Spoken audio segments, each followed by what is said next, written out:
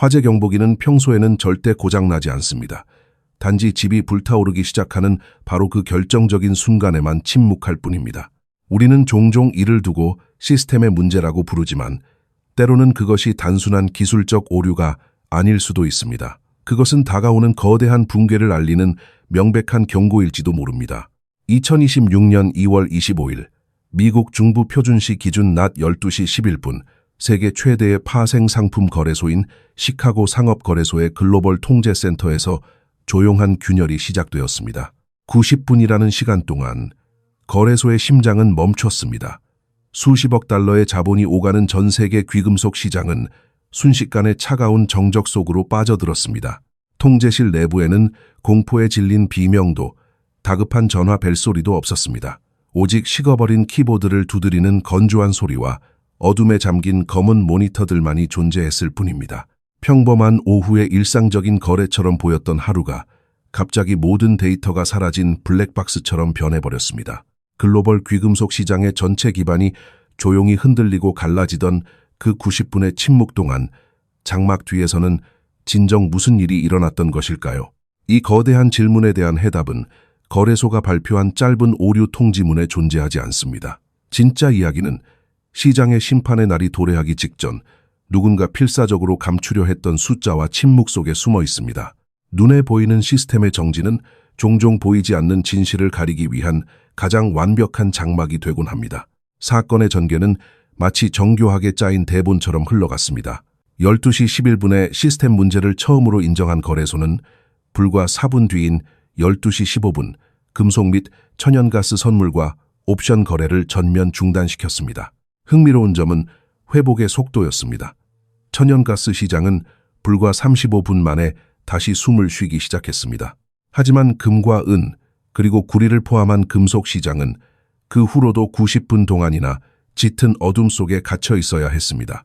특히 은 시장의 상황은 묘했습니다. 당시 은 가격은 온스당 90달러라는 심리적으로 가장 중요한 저항선을 향해 맹렬하게 돌진하고 있었습니다. 가장 뜨겁게 달아오르던 순간 모든 것이 정지되었습니다. 가격 발견의 기능도, 위험을 회피하기 위한 헤징 거래도, 단 1달러의 매매도 불가능했습니다. 거래가 다시 재개되었을 때 은이 얻었던 상승분의 일부는 이미 증발해 있었고 투자자들이 걸어둔 모든 당일 주문과 지정일 주문은 시스템에서 흔적도 없이 지워진 상태였습니다. 이 엄청난 사태에 대해 거래소가 내놓은 해명은 단 2단어, 기술적 문제였습니다. 공식적인 언론 보도 자료도 없었고 사후 기술 분석 보고서도 없었으며 철저한 진상조사나 제3자 기관의 감사 약속도 존재하지 않았습니다. 그저 기술적 문제라는 짧은 변명과 함께 모두 다시 잠자리에 들라는 무언의 압박만이 허공을 맴돌았습니다. 주요 투명해야 할 금융시장이 가장 불투명한 블랙박스로 전락하는 순간이었습니다. 우리가 확실히 아는 것은 거래 중단이 실제로 발생했다는 사실, 그것이 정확히 90분 동안 지속되었다는 사실, 그리고 이 사건이 3월 1일이라는 중요한 첫 통지일을 불과 이틀 앞두고 벌어졌다는 사실입니다.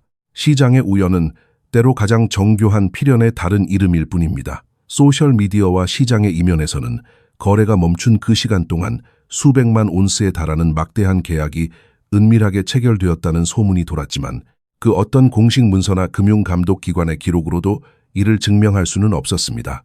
그러나 증명할 수 없는 소문보다 더 두려운 것은 명백히 문서화되어 있는 과거의 패턴입니다. 이번 사태는 결코 처음 일어난 일이 아니었기 때문입니다. 시간을 불과 석 달 전으로 되돌려보면 2025년 11월 27일과 28일 양일간 이 거래소는 무려 10시간 동안 셧다운되는 치명적인 사고를 겪었습니다. 초기에는 일리노이주 데이터 센터의 냉각 시스템 고장이라고 설명되었지만 이 해명은 나중에 슬그머니 인간의 실수라는 말로 수정되었습니다. 놀랍게도 그 10시간의 암흑기 역시 12월은 선물 계약의 첫 통지일과 정확히 일치했습니다. 그리고 시스템이 복구되어 거래가 재개되었을 때 은 가격은 단일 세션에서 5% 이상 폭등하는 기염을 토했습니다. 세계에서 가장 거대하고 정교한 파생 상품 거래소가 유독은 가격이 폭발하기 직전의 가장 중요한 순간마다 시스템의 전원을 유지하지 못하는 이 현상을 우리는 어떻게 이해해야 할까요? 실물 시장에서 금속을 다루는 상인들은 매 순간 가격 변동의 위험을 안고 살아갑니다. 그들에게 90분의 블랙아웃은 단순한 화면 꺼짐이 아니라 생존의 위협이었습니다. 유명 귀금속 기업의 최고 경영자는 소셜미디어를 통해 지난번 거래소 시스템이 다운되었을 때 은 가격이 수개월에 걸친 거대한 랠리를 시작했으며 이제 그 일이 다시 벌어졌다고 날카롭게 지적했습니다. 냉각 문제든 기술적 오류든 실물 경제를 움직이는 이들에게 거래소의 변명은 더 이상 중요하지 않았습니다. 그들은 가격표 없는 상품을 들고 어둠 속에서 멈춰 섰고 글로벌 시장의 가격 발견 기능이라는 환상은 그 순간 완전히 산산조각 났습니다. 가장 완벽하게 통제되어야 할 시스템이 가장 치열한 순간에 눈을 감아버린 것입니다. 이것은 단순한 기계의 결함이 아니라 벼랑 끝에 몰린 낡은 구조가 보내는 비명이었습니다. 이 비명은 단지 그날 하루 만의 기현상이 아니었습니다. 현재의 붕괴를 온전히 이해하기 위해서는 시계를 정확히 60일 전으로 되돌려야만 합니다. 2026년에 문을 열었을 때 은 가격은 온스당 71달러 선에서 조용히 머물고 있었습니다. 하지만 불과 한 달도 채 되지 않은 1월 29일에 이르러 가격은 온스당 121달러 근처까지 치솟으며 역사적인 최고점을 경신했습니다. 30일이라는 짧은 기간 동안 70%라는 경이로운 폭등을 기록한 것입니다. 이는 현대시장 역사상 가장 강력한 은의 랠리였으며 태양광 패널과 인공지능 관련 반도체 산업에서 폭발적으로 증가한 실제 산업 수요가 만들어낸 진정한 실물 압박이었습니다. 여기에 서구 세계의 거대한 금고들이 체계적으로 비워지고 있다는 전 지구적인 각성이 더해지면서 종이 위에서만 존재하던 가격 억제력은 실물 경제의 거대한 수요 앞에서 무력하게 무너져 내리고 있었습니다. 그러나 랠리의 정점에서 맞이한 1월 30일, 시장은 가장 잔혹한 얼굴을 드러냈습니다. 단 한 번의 거래 세션 동안은 가격은 33에서 36%나 곤두박질 쳤습니다. 121달러에서 76 내지 78달러 수준으로 추락한 이 끔찍한 사건은 1980년 이후 단일 세션 기준 최악의 폭락으로 역사에 기록되었습니다. 방아쇠를 당긴 요인들은 명확하게 문서화되어 있습니다.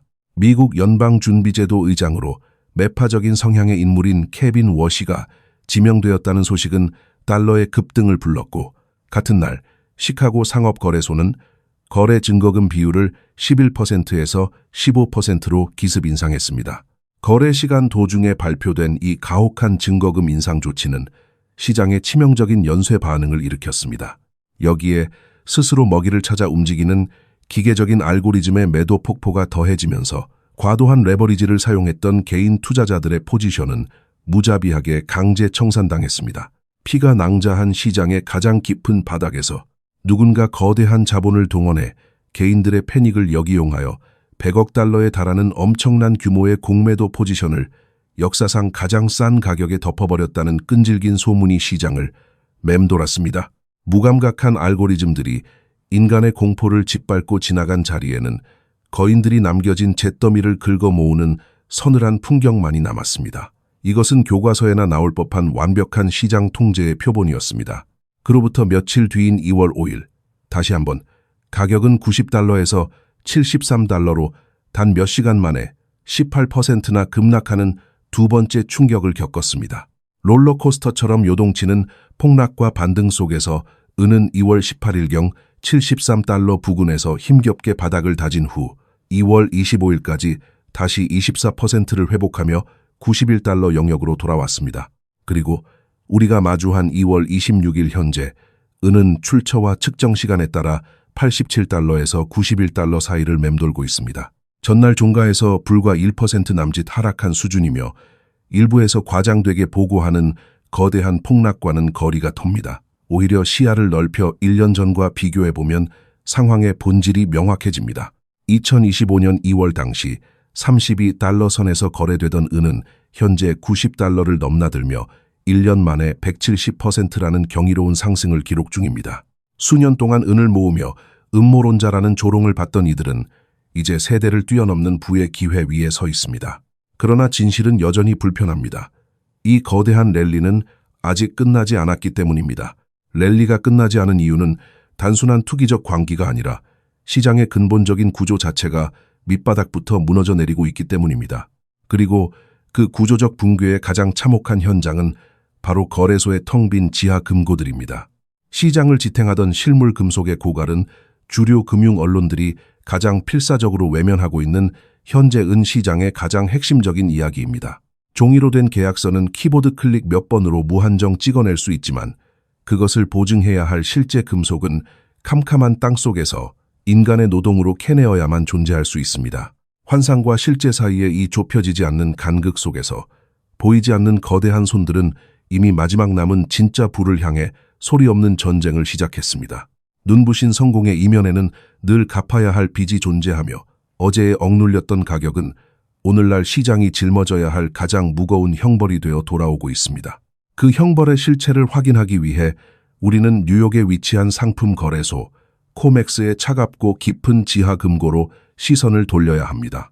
여기서 등록된 은이라는 개념을 명확히 이해하는 것은 현재의 위기를 파악하는 핵심 열쇠입니다.